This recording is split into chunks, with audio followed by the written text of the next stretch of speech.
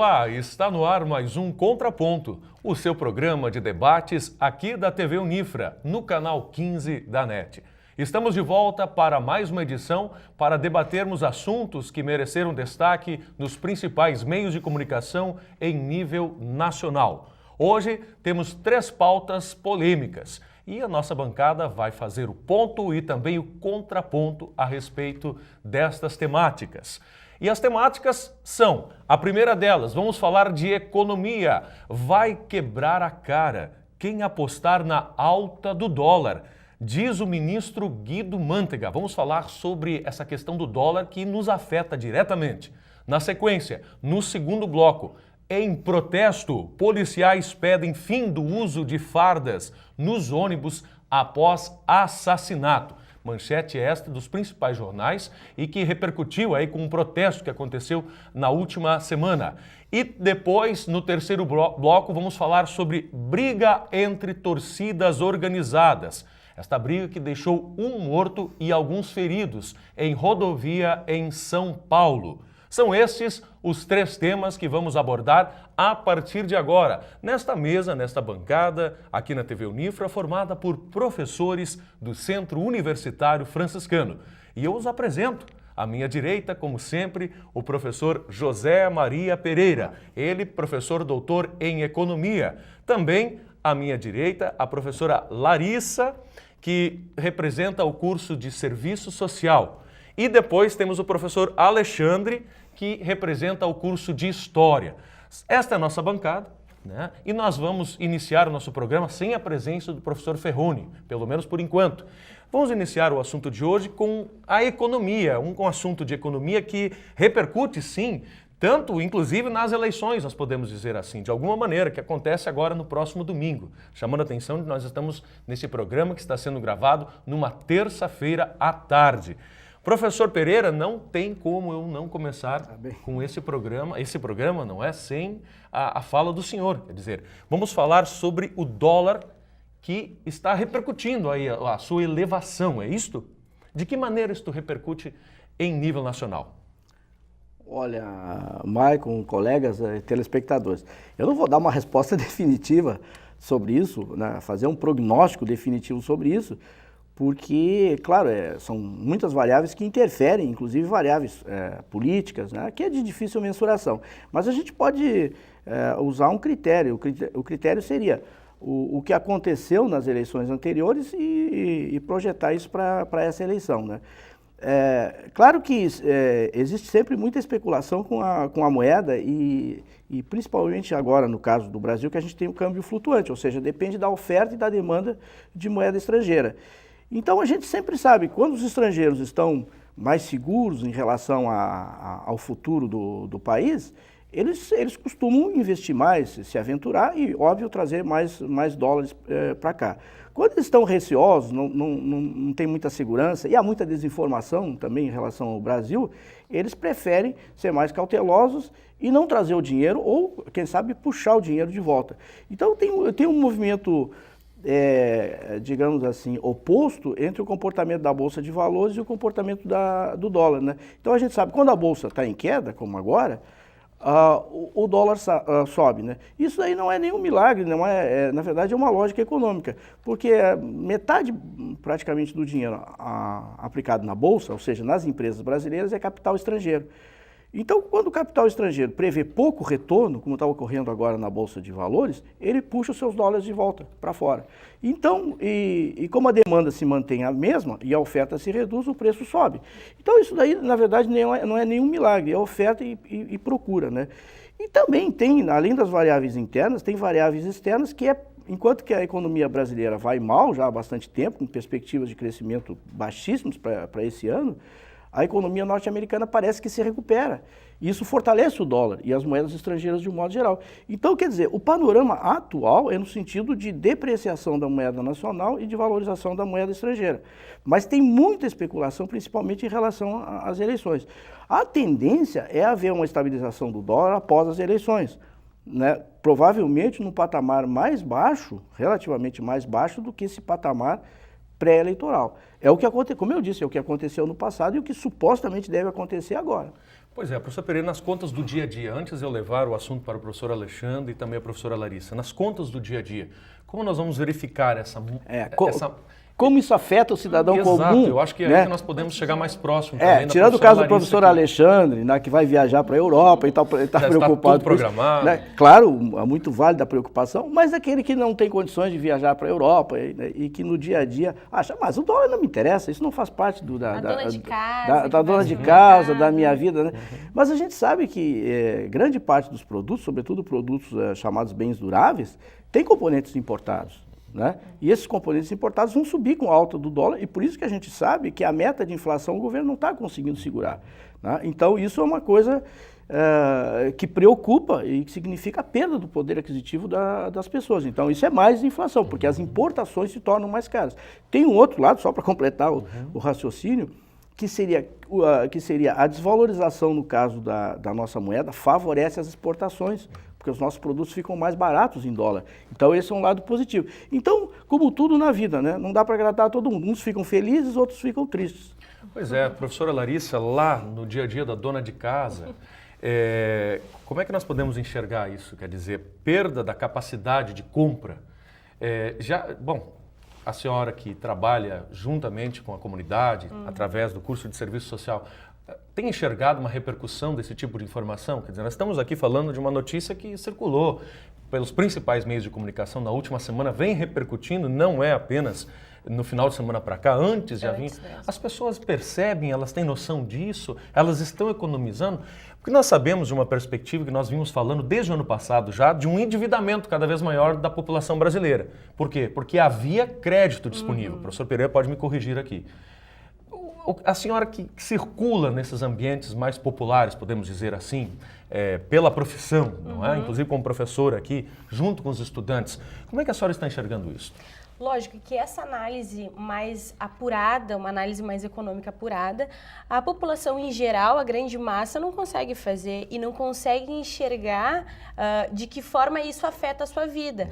Mas à medida que elas vão todos os dias ao supermercado, comprar o seu pão, o leite, cotidianamente, isso tem... Que a farinha é importada. Exato. Basicamente. Vai subir a farinha logo, sobe o pão. Da onde é a farinha importada, professor? Geralmente da Argentina. Da Argentina, né? Praticamente se abdicou de plantar trigo no Brasil, agora que se voltou a plantar de novo, porque era mais barato comprar farinha argentina. Né?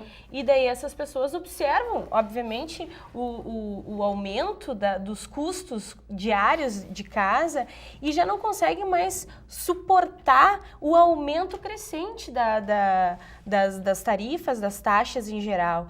E isso afeta diretamente a população em geral, independente de tu ser da classe A, B ou C, e obviamente as classes mais abastadas, elas têm condições de recuperar-se com mais rapidez, embora também seja afetada. Mas essa população mais vulnerável, certamente, ela sofre muito mais com essa vulnerabilidade da economia, com essa volatilidade da economia. A professora Larissa Ramalho Pereira, e antes eu não dizia o sobrenome dela, mas por agora causa do para Pereira, corrigir, ele agora não dizia, para corrigir, porque rapaz, não gostava do Pereira, e o por isso. professor Alexandre Macari, que eu também acabei não dizendo o sobrenome, mas enfim, professor Alexandre, essa variação do dólar tem afetado também a sua vida? Como é que o senhor tem enxergado isso? Eu já entreguei ele. Em off a gente comenta, né, um pouco da nossa vida pessoal e claro que pede algumas dicas pro professor Pereira, né? E não, sem dúvida, né, Michael, não só... O senhor tem enxergado não só por uma questão, dentro de casa, é isso? Não só por uma questão turística, né, enfim, mas também no dia a dia, né? Claro que a gente percebe, né, que os produtos, eles, né, o que tu comprava antes com R$10, hoje tu não compra a mesma coisa. Né? Isso aí é evidente. Mas a preocupação que eu tenho é que pesquisas eleitorais, né, movimentam a economia. E a gente discute justamente isso aqui, né, a validade dessas pesquisas.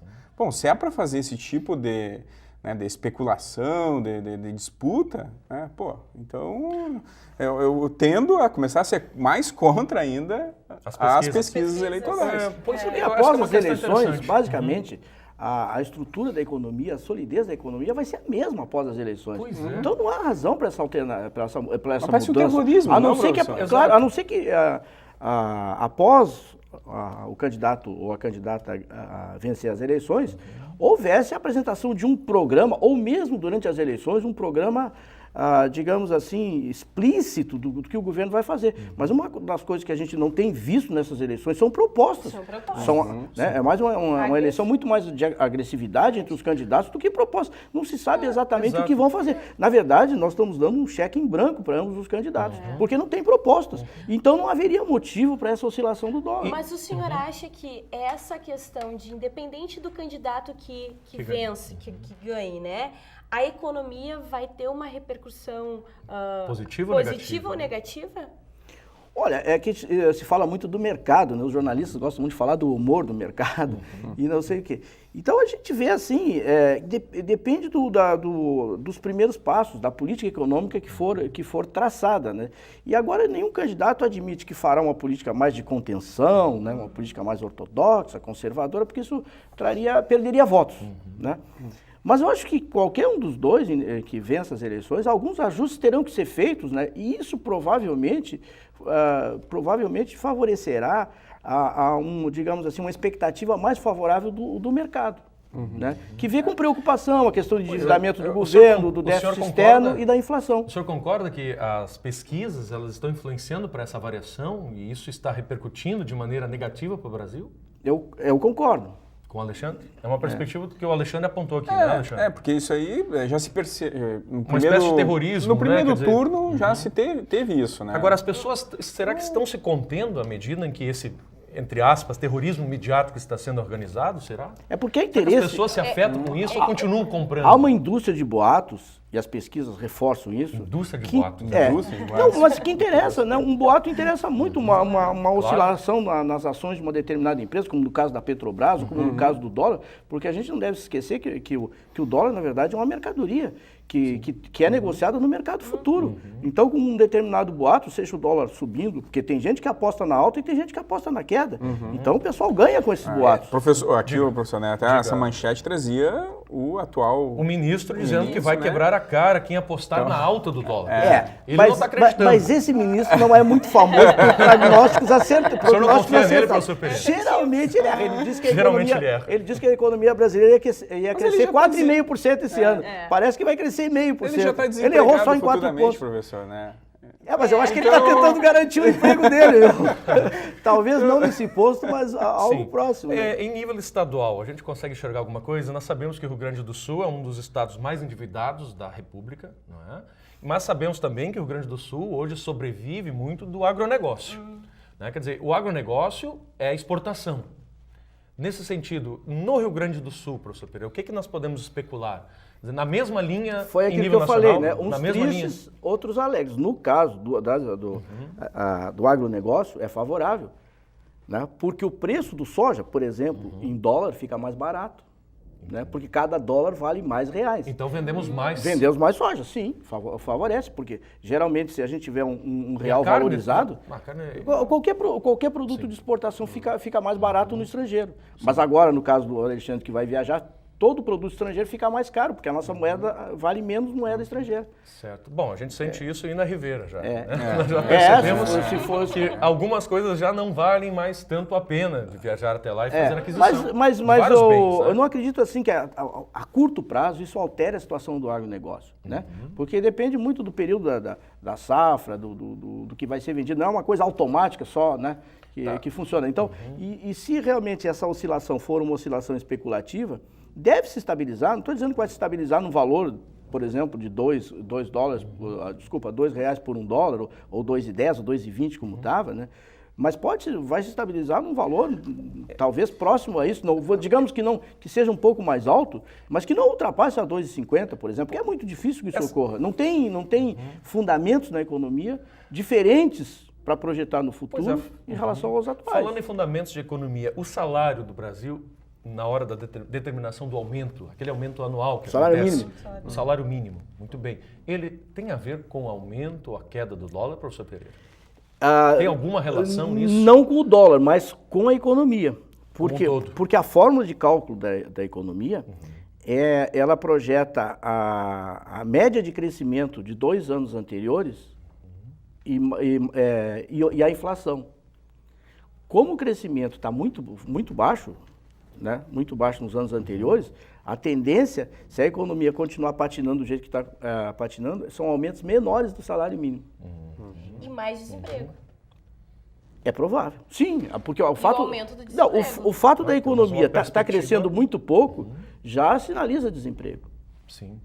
Sim, que a gente tem uma média de desemprego no Brasil maior do que a média mundial, né? A média mundial é 6%, isso?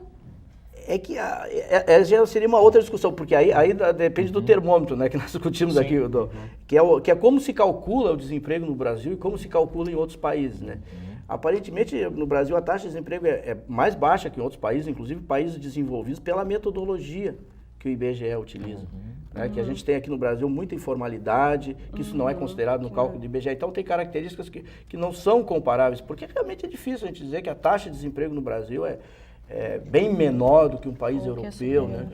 Tá bem, eu acho talvez que assim... menor do que menor do que a Espanha, que está numa taxa alta, ou mesmo Portugal. Mas são países pequenininhos comparados com um país enorme que nem o Brasil. Então, eu não gosto muito dessas comparações internacionais. Eu acho que elas não são muito... por causa da metodologia. Tá bem, mas eu acho que esgotamos essa questão de alguma maneira, não é? Conseguimos traçar, assim, um prospecto não tão positivo, pelo menos sobre o viés do professor de economia, né? O professor Pereira, que nos traz, assim, um pouco de... Quer dizer, independente do que vai acontecer nas eleições, as condições não são tão boas assim, daqui para frente. Olha, todos os indicadores são nessa direção, né? Porque parece, inclusive, esse foi um ano eleitoral, e sempre que é um ano eleitoral, começa um novo governo, o governo que começa vai ter que apertar os parafusos, né? Senão a máquina acaba se desmantelando. Então é isso, seja quem for, e eu já falei aqui que os dois partidos que disputam as eleições têm propostas do ponto de vista macroeconômico muito parecidas, né? Então acho que vai haver uma mudança da água para o vinho. Uma última pergunta, professor Pereira, até para a gente esclarecer, é uma outra questão que me fizeram essa semana, eu quis trazer assim para repercutir aqui. Quer dizer, independente ou dependente dessa variável do dólar, do mercado externo, resolver algum problema de queda do dólar ou alguma dificuldade na economia através da carga tributária, aumentando ela para o brasileiro, há uma possibilidade disso a partir do ano que vem? Olha, para a resolução de um problema do mercado externo? Quer dizer, o governo brasileiro pode resolver uma dificuldade da economia por causa do mercado externo, uma queda do dólar, por meio do aumento da carga tributária? Eu acredito que não, né?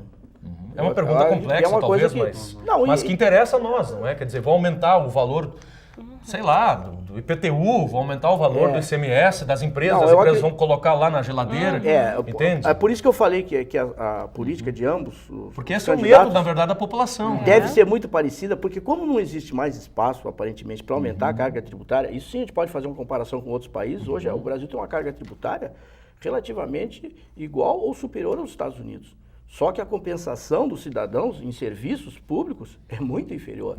Então, por isso a carga tributária não tem muito mais espaço. Se não tem muito mais espaço na órbita da receita, tem que cortar na despesa.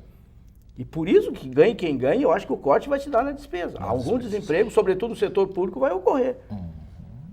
Isso é inevitável, embora eles não digam, mas vai. Esse corte nas despesas sempre começa a afetar muito mais a área social, né? Que é o grande medo dessa população que vive, né, nas comunidades. Das bolsas.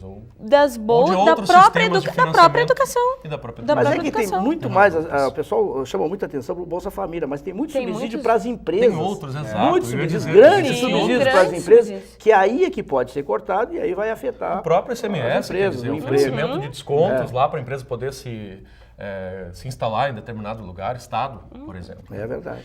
Tá bem, interessante. Eu acho que conseguimos trazer um bom panorama, um bom cenário, pelo menos até o final do ano, um diagnóstico. Vamos ver o que vem aí pela frente. E certamente esse assunto voltará a ser tema do Se eu tiver errado, semana que vem eu não venho ao programa. Eu vou te cobrar, professor. Tá bem. Gente, vamos ao intervalo comercial. Este é o Contraponto na TV Unifra. Voltamos já na sequência para falarmos sobre o protesto de policiais que pedem o fim do uso da farda nos ônibus após o assassinato que aconteceu agora há poucos dias. Voltamos já.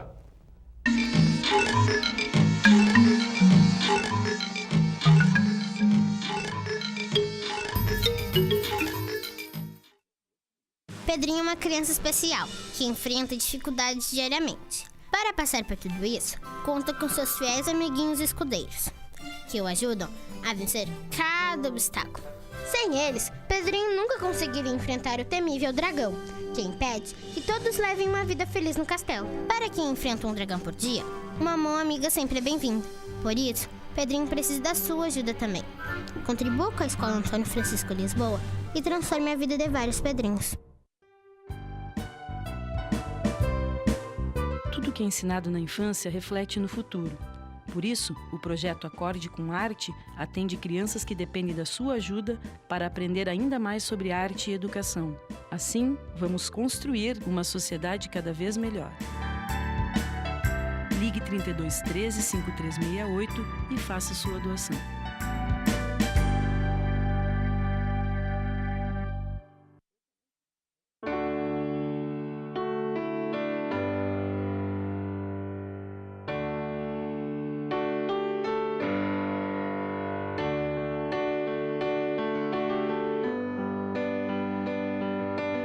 E no fim de tudo, Pipa e Vento, num belo momento, vão chegar ao céu.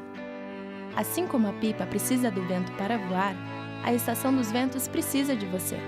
Colabore!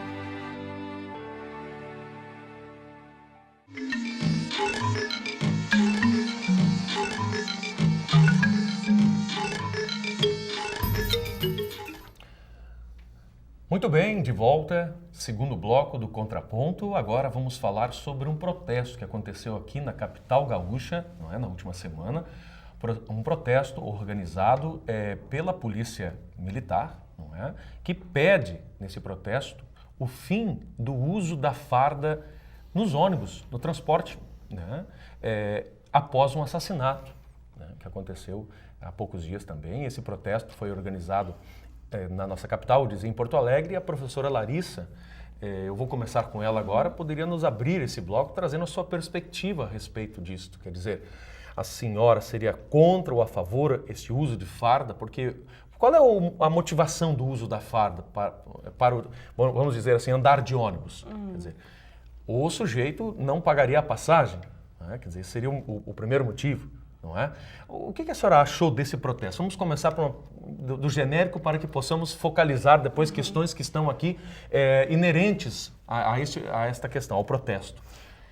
Eu acredito que esse seja um tema que o pano de fundo maior é a questão da segurança pública, né? Que o pano de fundo, que é o que a gente tem que discutir com mais profundidade, é a falta de segurança pública. Porque hoje, independente de tu ser um policial ou tu ser um cidadão brasileiro, todo cidadão está se sentindo desprotegido, né? Então, esse protesto, obviamente, foi muito válido em função de que uma categoria inteira, né, que deveria ser aquela que nos protege, ou que protege o cidadão, também está se sentindo oprimida, também está se sentindo acuada pela violência crescente nas nossas cidades. Então, acredito que todo protesto que venha a ser a favor da discussão de uma segurança pública mais efetiva, ele sim, com certeza é válido. Professor Alexandre, de acordo nesse sentido? Concordo com a professora Larissa, né? Claro que eu vejo também um outro prisma, né? Que é o próprio despreparo da Brigada Militar em alguns aspectos, né? Como, por exemplo, nesse caso aí do assassinato. Né? Porque é evidente que de que forma o brigadiano é treinado para, né, prestar e para lidar com esse tipo de situação. Seria a partir da força também, do uso do armamento, do uso, né, como se dá esse tipo de contra-ataque, no caso assim, né? Então, eu acho que a Brigada Militar ela tem que passar por uma reestruturação, inclusive de base, né? Não apenas o sujeito seguir a normativa dos alfardamentos, de fazer bater continência, aquele tipo todo, né? E sim também, por exemplo, treinar a luta corporal, né? Luta corporal. Há treinamentos específicos para certos tipos de luta, né, eu penso que não tem isso como um foco, como algo que poderia trazer um outro tipo de doutrinação, inclusive, para a polícia. O caso que vai aqui além, que vai além do armamento, né?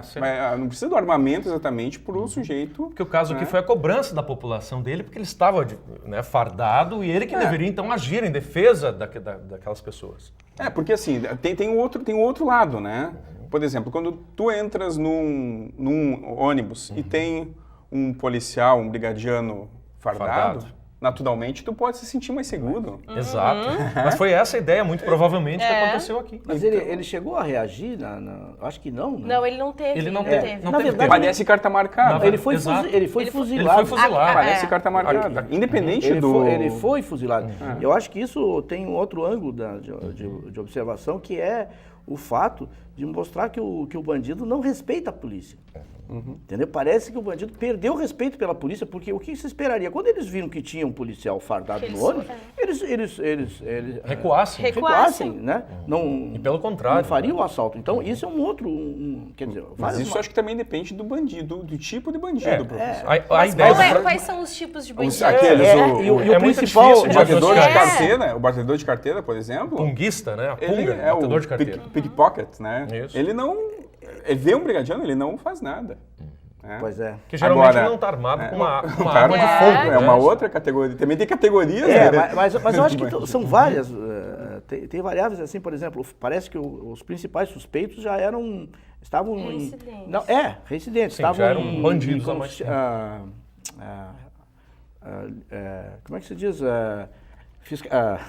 Me escapou agora, como é que se chama quando...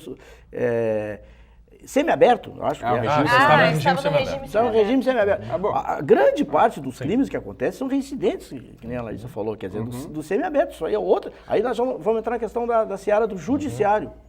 Né, do judiciário. Mas, assim, para não fugir muito, voltando à questão específica do fardamento, né? Pois é, porque a paisana ele poderia mascarar. Claro, mas não seria fuzilado. Mas não precisa ter uma farda para não pagar passagem de ônibus. Eu acho que só uma identificação seria suficiente. Por isso que eu abri o bloco falando sobre isso, né? Que, na verdade, o uso da farda é para evitar o custo. Mas a Polícia Civil, por exemplo, para adentrar num serviço público, num banco ou em qualquer outro serviço, eles apresentam apenas uma carteirinha e eles podem entrar livremente, né? Não precisam estar fardados nem nada. Então, a farda, neste caso, eu não vejo a razão, o motivo que vá fazer com que esse policial deixe de ganhar este benefício, né? Ou que seja ou não morto. Não sei, porque nós estamos vivendo um ambiente, na verdade, de insegurança. Se o policial está fardado... Não foi por causa da farda que ele foi fuzilado, será? Michael, se o policial por causa da reação, né? O policial poderia ter sacado a arma. Mas tu pode imaginar... É o que a notícia não esclarece. Mas tu pode imaginar que os bandidos odeiam a polícia. Claro. Sim. Partindo desse pressuposto. E eles estavam, em maioria, resolveram se vingar da instituição policial em cima daquele sujeito que estava na hora errada e no lugar errado. Né? Então, isso é que fica aparecendo. E, ao mesmo tempo, também, eu acho que o Alexandre tem razão nisso, na organização da polícia. Porque o policial fardado no ônibus, a população espera que ele vai dar segurança a ela. Exato. Na verdade, é como se ele estivesse fazendo hora extra. Quando ele não está recebendo. Quando ele está com um cidadão comum ali.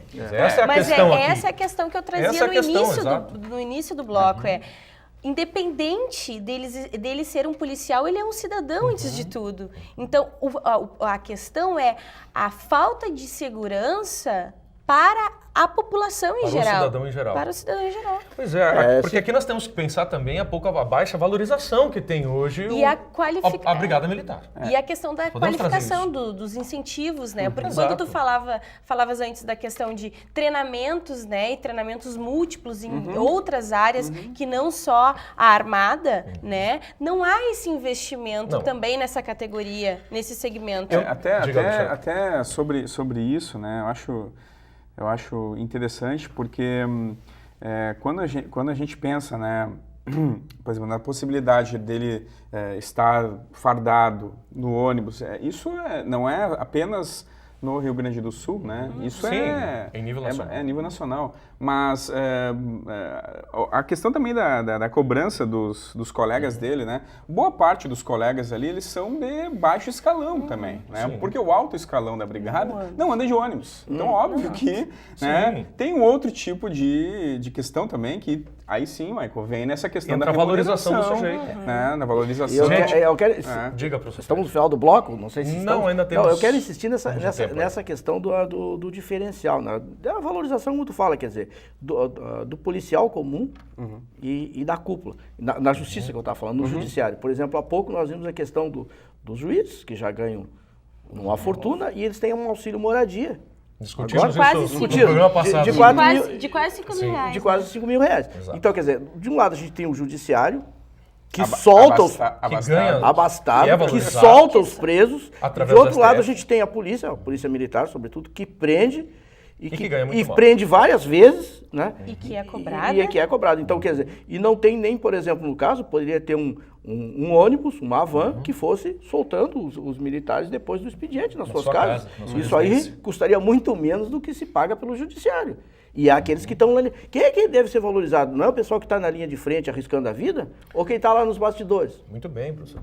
É É nessa isso que eu linha quero que nós temos dizer. pensa. Gente, No jogo de xadrez, isso teria uma explicação interessante. olha, né? eu não sei... Porque os peões, eles estão ali Defende na a rainha. frente, defendendo a Frente, rainha. justamente para defender. Defender a rainha. Não, eu não sei como está hoje a situação da Brigada Militar em termos de recursos financeiros, mas eu lembro, há uma época atrás, quando eu ainda era repórter policial, trabalhava no jornal, isso há cerca de Parece que 8 melhorou anos lá atrás. do material, assim, de viaturas, Pois é. isso parece que melhorou. Há Mas 8 do anos ponto de vista atrás, humano- professor Pereira, na cidade de onde eu sou natural, acontecia de que os policiais, para poderem treinar tiro, compravam do seu dinheiro as balas do revólver, porque o governo estadual não oferecia. Quer dizer, por policial poder treinar, e é necessário que se treine, a população cobra, o próprio governo cobra. Não cobra? Claro que cobra. Se o policial agiu erradamente, de uma maneira errônea, não é? O governo vai cobrar dele. Não é? Os escalões mais altos vão cobrar dele. Ele tinha que comprar balas para poder utilizar para treinar. Ele treinar tiro ao alvo. Né? Então, eu não sei se a situação é esta hoje, quer dizer, não posso fazer essa afirmação. Mas esse é um sinal, naquela época já, não é? E das armas também muito velhas, quer dizer, eram por isso que eu pistolas ou revólver calibre 32, quer Sucateamento, dizer, Por isso que eu né? digo, Michael, uma né? defasagem, porque Sucateamento. o sujeito hoje... Não é uma questão ainda de desarmar a brigada, não é isso que eu Não, também quero claro dizer. que não, Alexandre. Mas eu quero Mas dizer eu estou que há trazendo outras, diagnóstico, há a falta de outra- investimento. Há outras formas, né, Claro, de tu aparelhar. Claro, Que vai além Alexandre. dessa parte da o treinamento tecnologia. do próprio sujeito É. em lidar com as situações. Porque essa parte de tecnologia, de armamento, é muito cara. Não, sem dúvida. Então, há outras formas mais baratas também. Que Não, eu poderiam estou dando um ser oferecidas. exemplo, não é? Claro. Da defasagem. Isso há 7, 8 anos atrás. Isso aí não é só Apenas- brigada, isso é exército. Isso é Não, muito marinha, bem. isso é- E além de tudo, tem que haver eu acho que de fundo, uma reestruturação das polícias, né? Que essa dicotomia entre a polícia militar e a polícia civil, e que às vezes elas não Que é trabalham. muito discutido. Não se É conversa. muito discutida. não trabalham Não de há uma o diálogo, forma coordenada. às vezes. O plano salarial de uma é diferente do plano salarial de outra. Então, quer dizer, eu acho que isso daí é uma coisa que essas polícias militares vêm desde o regime militar e continua sendo um tabu. Não foi discutido isso, né? Quer não dizer, foi. eu acho que antes, senão nós vamos continuar construindo presídios e mais presídios, sem reestruturar a polícia. Não, é interessante chamar a atenção para isso, que em Santa Maria, posso assim dizer, por um diagnóstico de diálogo com as forças policiais da cidade, há um bom entrosamento entre forças policiais civis e militares. Eu posso dizer isto pelo diálogo que há, e não só por um diálogo, mas também pelo trabalho que vem sendo desenvolvido nas ruas de Santa Maria. Isso, pelo menos em nível municipal, eu não posso falar mais do que isso, mas em nível municipal tem havido Mas um aparentemente seria diálogo mais- e um trabalho em conjunto, as coisas inclusive seriam mais- de repressão à violência, às drogas, ao uso, ao comércio do Claro. tráfico de drogas também. Mas- Em Santa Maria nós podemos diagnosticar de maneira positiva, professor. Claro, Pedro. não, eu entendo. Claro, e também isso que eu estou falando é uma coisa muito mais difícil de fazer, né? Mas é de projetar uma ideia de futuro da polícia como é em outros países. Quer dizer, um corpo policial único, né? Quer dizer, ele teria muito mais força, né? Claro que distribuído a polícia do trânsito, a polícia ostensiva e tal, o pessoal digamos, da inteligência, etc. e tal. Mas eu acho que uma polícia única, independente de qual parte dela ficava fardada ou não, parece muito mais racional do que ficar discutindo se elas conversam ou se elas não conversam, se elas têm, né? Eu acho que entre integração e ter uma polícia só, eu prefiro ter uma polícia só. E nós podemos chamar a atenção para outra questão que talvez mereça um debate, nós ainda temos aqui 3 minutos, que é como a população também pode auxiliar de maneira mais efetiva ou mais eficiente, talvez, o corpo policial. Não é? Que é também fazer o uso das suas informações. Nós temos um corpo policial, sabemos que é reduzido, que ele não alcança o número mínimo na população para defender toda a população. Nós sabemos que é reduzido. Mas como a população pode ajudar? Eu não sei, talvez nós podemos trazer esse debate. Quer dizer, eu ouço muito os delegados da nossa cidade, a própria Brigada Militar, através de seus comandantes, dizendo, olha, você pode, através do 190, ligar para a gente para nos diagnosticar, olha, há um problema sério aqui. Né? Olha, você pode nos ajudar dizendo, olha, está acontecendo uma ação ilícita de tráfico de drogas aqui no nosso bairro. Quer dizer, a população também pode ser mais efetiva no sentido de auxiliar com informações esse corpo policial. Mas aí envolve, aí eu acho complicado porque envolve uma mudança cultural, né? No comportamento. Mas é isso que eu quero trazer para nós aqui. Quer dizer, acho que é interessante nós mexermos com isso. E nós, como meio de comunicação, professor Pereira, podemos sim, por meio, através desses canais de comunicação que nós temos aqui, não é? Incentivar, conscientizar a população. Né? E não ficar utilizando o 190 para ligar e fazer trote. Sim. O que é muito comum, nós temos aí diagnósticos de, às vezes, 40%, 50% das ligações para o Corpo de Bombeiros ou para a Brigada Militar de trotes. Então, eu estou aproveitando esse espaço midiático que nós temos aqui para falar sobre isso. Diga, professora Larissa. Isso é muito complicado, porque... Porque as pessoas se sentem com medo, porque as pessoas acham que o sujeito vai lá e vai dizer assim, foi você que ligou. Mas nós temos uma ligação anônima. Que nem no tráfico antes do Rio, quer dizer, gente, todo mundo sabia quem traficava e ninguém entregava. Ninguém entregava. Porque...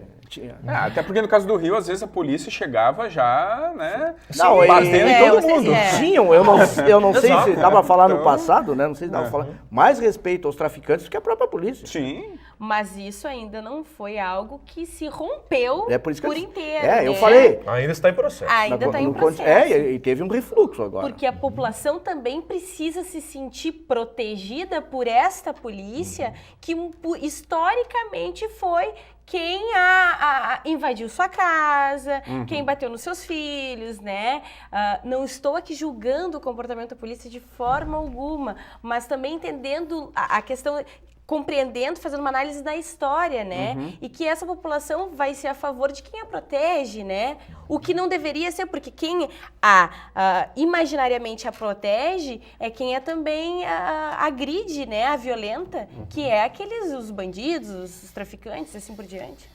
E no caso do Rio de Janeiro, isso talvez seja um exemplo mais lógico, né? Tem um filme, Notícias de uma Guerra Particular, está disponível, inclusive no YouTube, né? É um filme que vale muito a pena porque mostra a visão do policial do BOPE, da Polícia Civil, do traficante e do morador. No caso, claro, o Rio de Janeiro é uma outra especificidade, mas talvez seja, no futuro, espero que seja muito distante e que talvez nunca chegue, né? Uma experiência para a gente observar. Algo para se pensar em outras cidades. E tem também duas categorias de cidadão, aqueles que precisam mais da polícia e aqueles que precisam menos, né? Aqueles que têm mais renda, que podem se cercar, se protegem melhor. Se proteger, vigilância, câmeras. Isso daí é um recurso de tecnologia que cada vez vai ser mais aproveitado, né? Outro dia eu vi na televisão alguém que passou, bateu num carro, em frente a um condomínio que tinha câmera, bateu num carro, deu uma olhada, pegou o carro e fez de conta que não estava acontecendo nada. Logo ali na esquina ele foi atacado, porque o zelador ligou para a polícia chegou junto. Entendeu? Então isso vai mudar bastante nas grandes cidades, né? Mas a gente pode pegar o caso de Santa Maria, o número de homicídios em Santa Maria. Esse ano, né? Só esse ano. Aumentou exponencialmente. Mas aí tem uma variável que a gente não falou aqui, que é complicado, que é drogas, né? Aí quanto mais a cidade cresce, mais há tráfico de drogas. Né? E aí realmente... Muito bem, mas assim, eu acho que também encerramos o nosso bloco, nosso tempo também agora, dentro da medida que nós temos esse bloco. E conseguimos também fazer um diagnóstico desse protesto dos policiais aí que tem a sua razão de ser. Terminamos o segundo bloco, voltamos já na sequência, depois do intervalo, fique com a gente, vamos falar sobre briga entre torcedores ou entre torcidas organizadas em São Paulo, que acabou em morte. Não saia daí, voltamos já.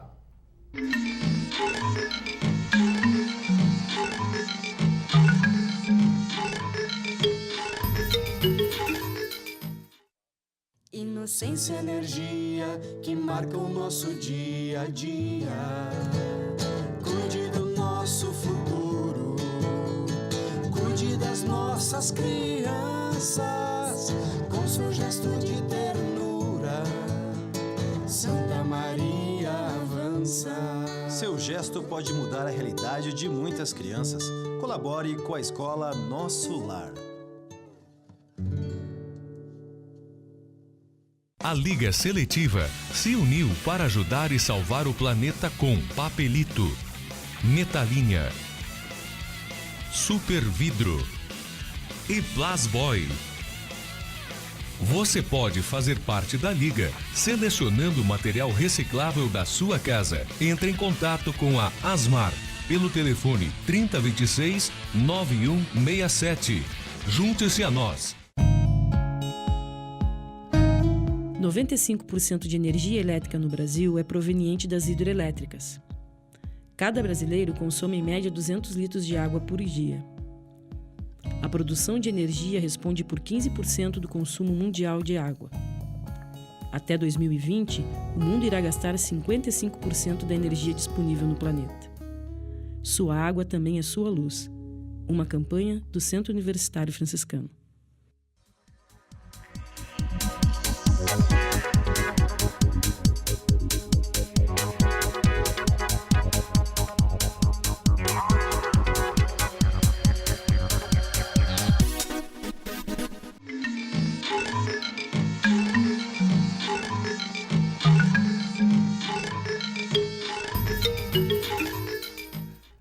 Muito bem, de volta, terceiro bloco do Contraponto, agora para falarmos sobre briga entre torcidas organizadas. Em São Paulo, teve uma repercussão muito negativa, né? Tivemos uma morte e mais pelo menos 3 torcedores feridos, pelo menos 3, inclusive um com estado grave e que está se recuperando ainda no hospital. Professor Alexandre, agora começa com o senhor, assunto de esporte sempre. É assunto para o senhor, que é nosso especialista, vamos dizer assim, em esporte. Uma lástima, professor Alexandre. Sem dúvida que é uma lástima. Eu acho engraçado porque é assunto de esporte, é violência, é racismo. O esporte às vezes fica oculto, né? Fica sob um véu de todos esses episódios lamentáveis e, sem dúvida, esse é mais um, né, em São Paulo. Esse ano não é o primeiro, é importante dizer. Não é o primeiro, esse ano teve vários já. E as facções, porque são facções isso aqui, não são torcidas organizadas, né? Torcidas organizadas teriam como uma lógica torcer e promover, né, aquele espetáculo, né, que é a composição justamente de torcida e do jogo em si. Agora, facções fazem emboscadas, que é o caso que aconteceu aqui, né? E, bom, acabam saindo, um tiro saiu pela culatra, né? Porque, afinal de contas, os torcedores palmeirenses, né, acabaram sendo, um acabou falecendo, né? E outros estão gravemente feridos. Eu penso que isso é a questão do clube, do esporte, né, não sendo usado como uma lógica que o esporte deveria promover, e isso ao longo da história pode ser visto, né. Nesse caso em específico também é interessante porque dentro do jogo, né, correu tudo perfeitamente bem, né, então não teve problemas no jogo entre Santos e Palmeiras. Agora, esse episódio, evidente que macula, né, a imagem, inclusive dos dois clubes aqui envolvidos, né? Eu falo isso também porque conhecemos a Mancha Verde, que é uma torcida bastante violenta em São Paulo, né? A questão do Santos, que recorrentemente vem, né, atravessando por questões relacionadas aqui com os clubes do Sul, né? Então, se criticou a torcida do Grêmio, por exemplo, num episódio na Arena. Bom, e os torcedores do Santos estão fazendo o quê? Os ditos torcedores do Santos. Claro que o clube não tem uma responsabilidade direta nisso. Mas foi fora do estádio. Mas aí eu pergunto, né? Os clubes em São Paulo estão promovendo campanhas contra a violência? Né? Então, passa a ter, sim, uma certa responsabilidade. Professora Larissa Ramalho Pereira, e aí? Né, um fato lamentável de sujeitos que são verdadeiros desordeiros, não é? Da paz, da tranquilidade. E temos aqui mais um sinal de que é preciso de que algo maior, ou o Estado, alguém trabalhe, alguém entre nessas questões aqui e discuta isso numa esfera maior do que simplesmente a resolução local, ou seja, em nível de clubes, não é mesmo? Com certeza, mas eu sempre penso assim que esses atos que ocorrem extra-campo ou fora dos clubes ou dentro das próprias torcidas, isso se reflete também no movimento das próprias comunidades, né, de como essas pessoas se organizam. Agora, é lamentável ainda esses sujeitos se organizarem para torcer por algo que gostam, que é tão motivante para eles, e fazerem ações tão violentas, tão agressivas, né, que vai ferir outros sujeitos que daqui a pouco mais são vizinhos, são colegas, são colegas de trabalho, assim por diante. Penso que isso tenha que ter uma punição mais severa para talvez a gente conseguir também barrar outras situações iguais a essa. Pois é, professor Pereira, onde entram os clubes neste caso? Algo bem extra-campo, foi lá fora, não foi no estádio, mas... Será que são os clubes os responsáveis? A questão é essa, ou o Estado entra nessa? Ou é compartilhado? Muito bem. Não, eu há tempos eu defendo, nesse aspecto, o Ferroni concorda comigo, talvez seja um dos poucos assuntos, e discordamos do Alexandre, né, em relação a isso. Eu acho que os clubes não têm responsabilidade pelo que acontece, tanto na arquibancada, mais ainda, no caso, na via pública, né? Porque, na verdade, essas pessoas são pessoas que não têm respeito pela vida humana, são débeis mentais, eu acho que posso chamar assim, né? Porque pessoas que ao invés de irem para se divertir, elas vão para agredir, quer dizer, ir à forra, quer dizer, no seu semelhante. Então isso aí é uma patologia, né? Uma doença que teria que ser tratada, né? de alguma maneira. Mas aí é que eu vejo, o Estado não tem uma estrutura, quer dizer, ele tem estrutura repressiva. Né? Sim, como se fosse um cidadão comum. Isso ele tem, que geralmente chega atrasada, né? Como chegou, infelizmente, nesse caso, e o rapaz... Mas é que foi algo premeditado, né? Que foi algo planejado. Algo organizado, inclusive. Né? Alexandre, mas os clubes perguntam para as torcidas organizadas, para os líderes das torcidas organizadas, se o técnico fica ou não. E isso acontece, não é mesmo? E por que agora o clube também não? Tem acontece. Integrantes de torcidas organizadas, que seriam torcidas, não que seriam são facções, dirigentes, né? Que participam, né, dos conselhos deliberativos dos clubes. Então é claro que eles estão com certa influência dentro dessas atividades clubísticas.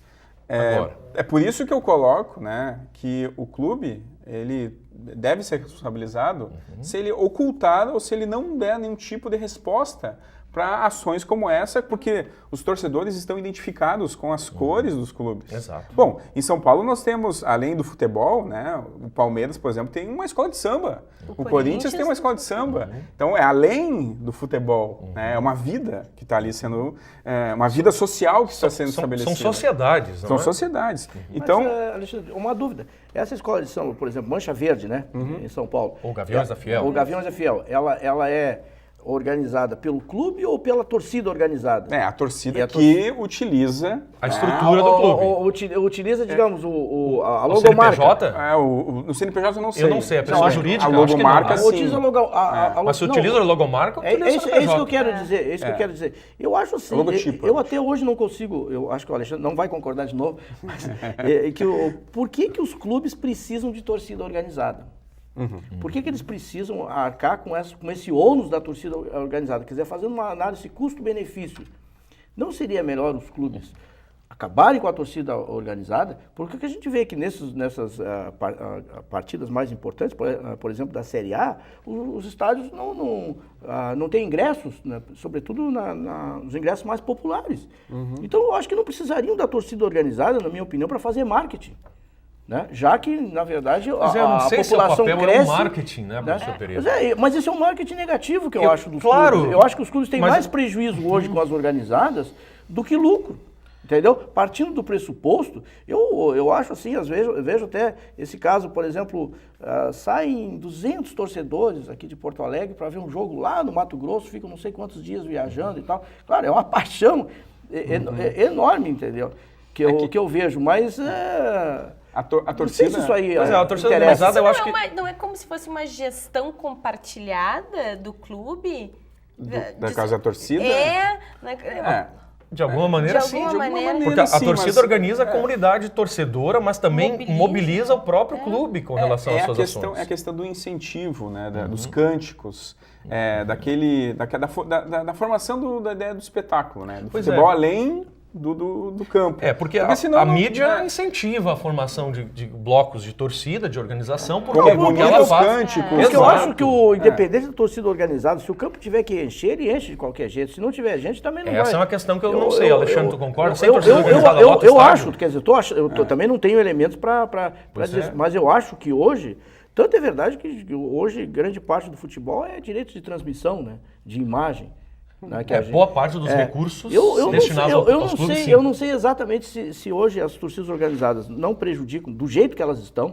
Talvez não fosse assim no passado, eu também não quero generalizar.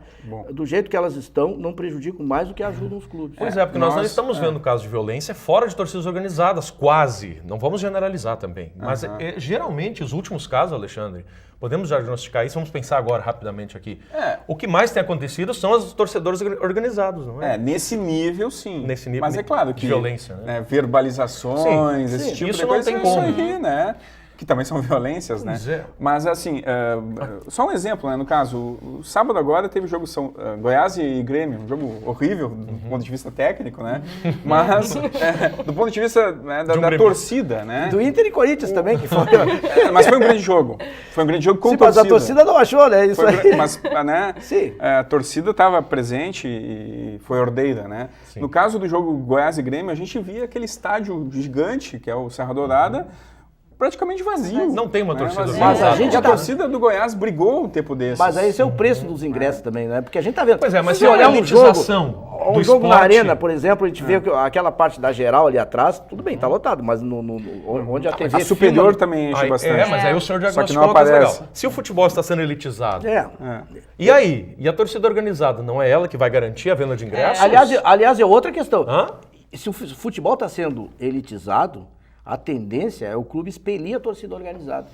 Por quê? Por quê? Porque esse pessoal é mais agressivo, Pois né, é, faz mais Mas barulho. eles que Mas garantem aí um número é- mínimo de ingressos, professor Pereira. Não, mas Porque eles se organizam para comprar mas se o futebol- 10 mil ingressos, Porque a elite 5 é mil muito ingressos. pouco que acessa, mas, né? Michael, Bom, nesse mas ponto, eu nesse acho que a ponto eles elite não ganham- funciona Eu não desse sei, jeito, não. Alexandre. Nesse ponto, um É tempo quem atrás, a torcida ganhava os ingressos. Pois é, Então mas não não era ganha. nem nesse ponto. Mas Eu acho ganha que- ainda? Não, acho que não é a torcida organizada que vende os ingressos. Não, nesse ponto Hoje os sim. ingressos estão sendo vendidos pela internet, Pela hoje, internet, de modo é verdade. geral. Entendeu? Tá. Eu acho que não existe mais isso. Mas não seria a questão do valor do ingresso? Pois é, gente, eu não sei até que ponto Não, a isso daí de não. a torcida organizada não garante da também uma arquibancada espécie de superior, essas coisas. sustentabilidade. Isso o Alexandre tem. Isso, né? No caso, na arena do Grêmio, né? E mesmo no Beira-Rio, né? A parte superior, geralmente, ela enche. Ela tem bons públicos. Né? O problema é que a inferior, que é mais colada ao campo, essa aí tem os preços Mais astronômicos e né, que acabam né, ficando vazios. No Mineirão, por exemplo, É os onde jogos aparece. no Mineirão. O Cruzeiro é o líder, o Atlético Mineiro faz uma ótima campanha e o estádio vazio. Né? Então, é bem. complicado nesse ponto também, né? Nem sempre os resultados trazem a torcida. Bom, mas está difícil da gente diagnosticar quem vai assumir essa responsabilidade de maneira mais efetiva para que se acabem essas brigas ou que se consiga minimizar, não é? Um fato difícil como esse, né? Um torcedor morto, né? Na verdade foi morto atropelado, inclusive, né? Foi o caso que aconteceu. Em decorrência. Ele iria fazer Exato, né, exato. a Mas ação, né?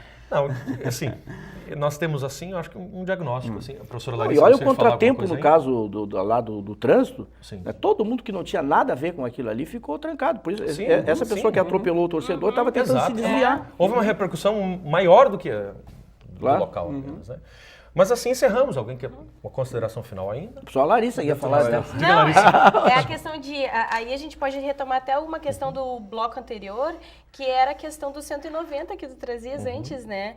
Se está acontecendo dentro da torcida organizada, quer dizer, e algo que foi premeditado, que foi planejado, Via pensado redes sociais. via redes sociais, então deveria também ter tido um movimento dessa torcida que não compactua com essa ação, de ter entrado em contato com os órgãos competentes para que pudesse, né, suprimir essa ação. Tá certo. Acho que na consideração da professora Larissa procedente, é interessante, eu acho que nós fechamos isto. Esperamos que não aconteça mais, mas esse é um assunto que vai nortear provavelmente ainda outros programas, outros blocos aqui no nosso Contraponto. E assim nós encerramos mais esta edição do nosso programa, agradecendo à TV Unifra por esse espaço, agradeço também a presença dos professores aqui na nossa bancada e a você sempre muito obrigado pela a sua audiência no YouTube, você nos acessa através do endereço que vai aparecer aí na sua tela nesse momento, não é? E você também assiste e prestigia o nosso programa na TV Unifra, ou seja, no canal 15 da NET. Nas quartas-feiras, às 22 horas, às 10 horas da noite, na sexta-feira e também no domingo, a reprise do programa às 10h30 da noite, às 22h30, portanto. Você assiste o nosso programa, nos prestigia e nos prestigia ainda mais se nos enviar um comentário a respeito da nossa performance aqui ou uma sugestão de pauta. Estamos sempre abertos a isso. Muito obrigado, até o próximo programa. Tchau, tchau.